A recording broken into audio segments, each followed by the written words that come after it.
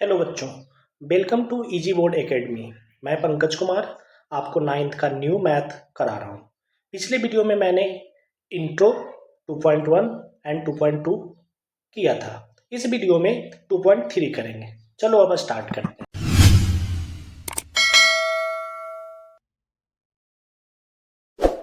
Number 1, a student has 500 in her saving bank account. She get 150 every month as pocket money. How much money will have at the end of every month from the second month onwards? Find the linear expression to the represent the amount she will have the next month. कह रहा है कि एक बच्चा है जिसके bank account में 500 rupees है और हर महीने उसको 150 रुपीज मिलता है। तो कह रहा है एंड ऑफ सेकेंड मंथ के एंड में उसके पास कितने रुपए होंगे, है ना। और इसी तरीके से onward third month, fourth month, fifth month में उसके पास कितने पैसे होंगे, और nth मंथ में एक लीनियर एक्सप्रेशन बनाना है कि nth मंथ में जो पैसे होंगे उसका इक्वेशन क्या होगा। तो आइए हम करते हैं। हम देखते हैं कि इनिशियली उसके पास 500 रुपीज था, तो इनिशियली अमाउंट इन बैंक कितना है जी, तो ये है 500 रुपीज। कितना है? 500 रुपीज। पॉकेट मनी मंथली कितना मिलता है, तो पॉकेट मनी मंथली मिलता है उसको 150 रुपीज। अब कहते हैं eight the end of second month के एंड में उसके पास कितना होगा, तो 500 तो उसके पास पहले से था, और फर्स्ट मंथ में 150 और सेकेंड मंथ मतलब 250 मल्टीप्लाई 1, सॉरी,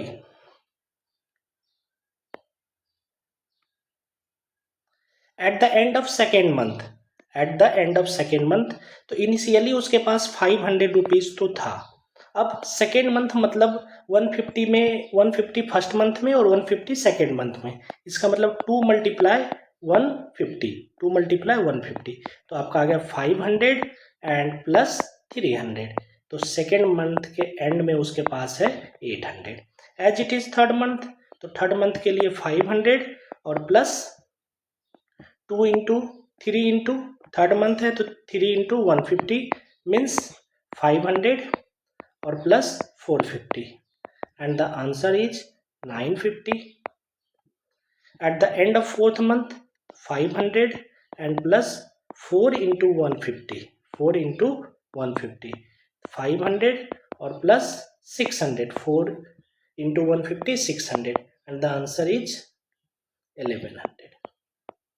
ये हमने निकाला second month, third month and fourth month. अब हमें देखना है nth मंथ के लिए क्या होगा। तो nth मंथ के लिए लिखेंगे,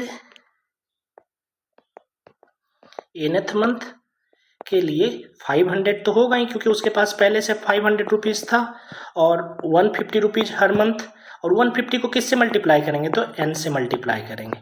तो आपका इक्वेशन जो आएगा 500 प्लस 150 n, ये आपका लीनियर एक्सप्रेशन आ गया eight the end of n month. Question number second, A rally start with 120 members, each hours 9 members drop out of the group. How many members will remain after 1 to 3 hours? Find the linear expression to represent the number of members at the end of nth hour. कह रहा है एक rally हो रहा है जिसमें 120 members थे।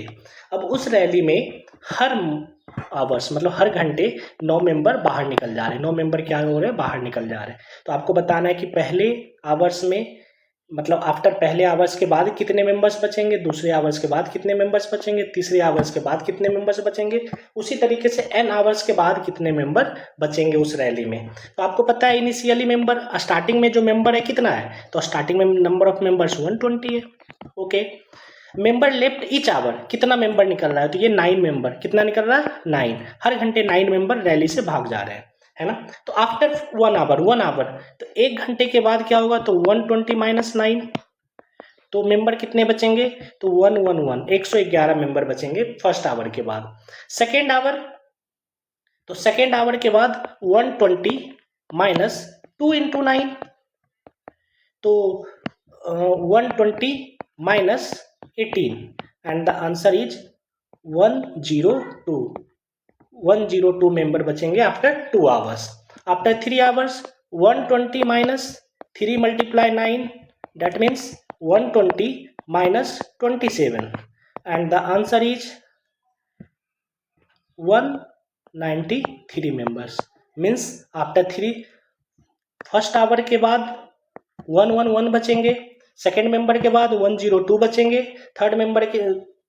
Third hours के बाद 193 बचेंगे. And the number of members after the n hours, n hours के बाद कितने मेंबर्स बचेंगे. तो n आवर्स के बाद जो नंबर ऑफ मेंबर्स होंगे वो हमने उसको mn मान लिया. तो मेंबर कितने थे पहले 120 है ना, निकल रहे हैं कितने 9 के पर आवर.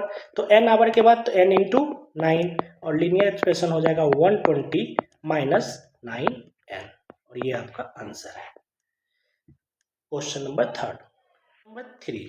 क्वेश्चन नंबर 3 कह रहा है suppose the length of rectangle is 13 centimetre, find the area if breadth is 12 centimetre, 10 centimetre and 8 centimetre. Find the linear pattern representing the area of the rectangle.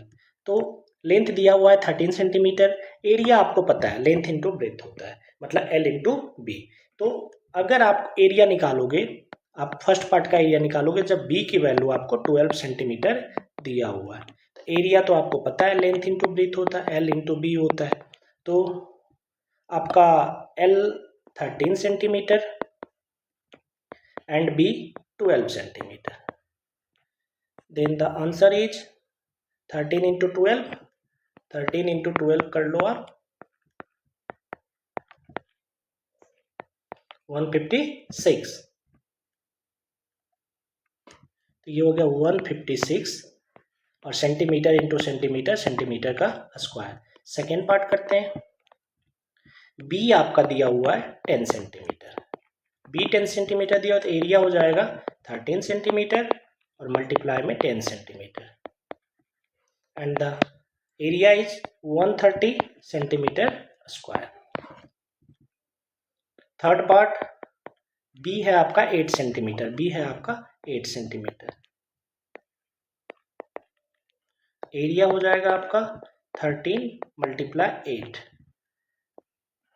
13 centimetre multiply 8 centimetre and the answer is 104 centimetre square. अब कह रहा है कि find the linear pattern, आपको linear pattern बताना है. तो area क्या होता है, एरिया होता है आपका L into B, L into B और L दिया हुआ है आपको 13 और B हमें तो B 12, 10 एंड 8 इस तरीके से दिया हो तो B को आप B मान लोगे और ये तो linear pattern area equal to हो जाएगा 13B सेंटीमीटर स्क्वायर. ये लीनियर पैटर्न है, ये फर्स्ट पार्ट, ये सेकेंड पार्ट, ये थर्ड पार्ट और ये linear pattern. Suppose the length of rectangular box is 7 centimeter and width is 11 centimeter. Find the volume if the height is 5 centimeter, 9 centimeter and 13. ये question previous question की तरह, उसमें area निकालना था, इसमें वॉल्यूम निकालना है. Find the linear pattern representing the volume of the rectangular box. तो आपको लेंथ पता है L equal to 7, B equal to 11. तो वॉल्यूम का फॉर्मूला पता है L into B into H, मतलब length into breadth into height. बहुत बेसिक चीज़ है. तो फर्स्ट पार्ट निकालेंगे हम. इसमें फर्स्ट पार्ट के लिए हाइट दिया हुआ है, h दिया हुआ है आपका 5 सेंटीमीटर. तो वॉल्यूम इक्वल टू आपको पता है L into B into H. तो L आपका 7 है, B आप 7 सेंटीमीटर, B आपका 11 सेंटीमीटर है एंड H आपका 5 सेंटीमीटर है और आंसर हो जाएगा 7 5 जा 35 और 35 मल्टीप्लाई 11 35 35 5 8 385. तो आंसर हो जाएगा आपका 385 सेंटीमीटर का, 385 सेंटीमीटर का क्यूब, 385 सेंटीमीटर का क्यूब. सेकेंड पार्ट के लिए वॉल्यूम निकालना जब आपका हाइट 9 सेंटीमीटर है, 9 सेंटीमीटर. तो volume equal to L into B into H, 7 centimetre, breadth जो all 11 centimetre and height 9 centimetre. इसको मल्टीप्लाई करने पे 11 9 जा 99, 99 मल्टीप्लाई 7,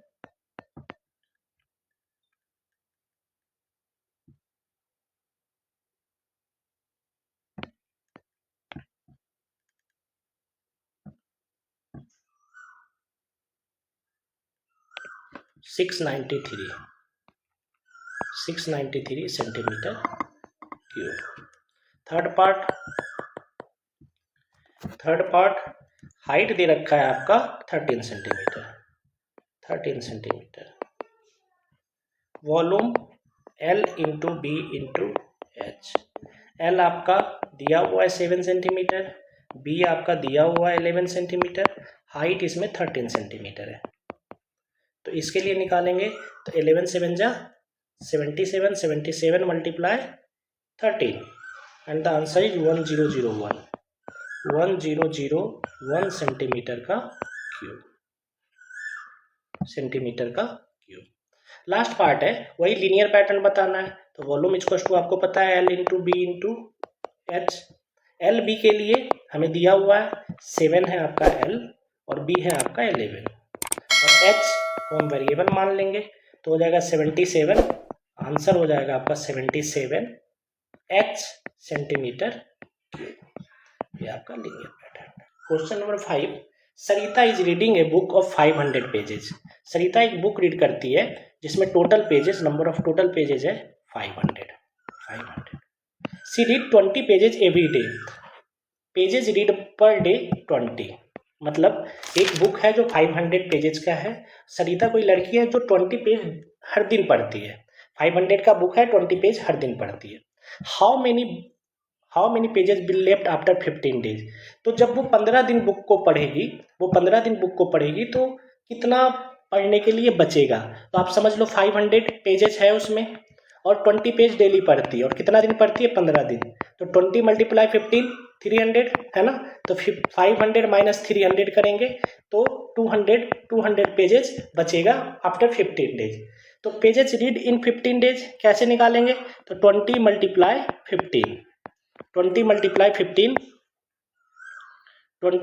15 और इसका आंसर आएगा आपका 300 पेज बुक 15 डेज में रीड कर ली है।